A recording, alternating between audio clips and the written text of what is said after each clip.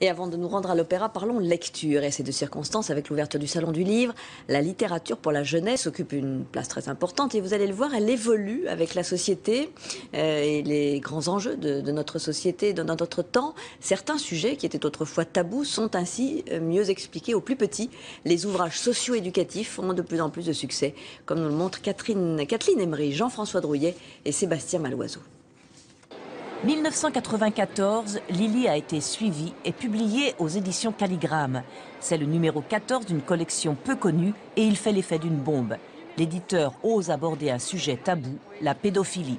2 ans après, il y avait ces histoires épouvantables en Belgique, les parents très désemparés, aucun livre sur le marché et ils se sont précipités sur Lily a été suivie pour expliquer aux enfants et faire de la prévention. La collection prend alors son envol. 18 millions d'exemplaires vendus en 20 ans. Divorce, les dangers d'Internet, drogue, raquettes.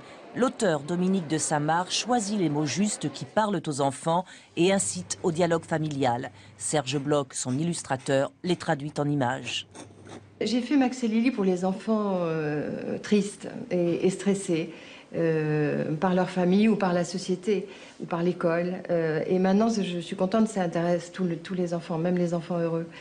Le jour de notre tournage, nous la rencontrons dans les locaux de l'œuvre Falleret qui se consacre aux problèmes psychiques chez l'adulte et l'enfant.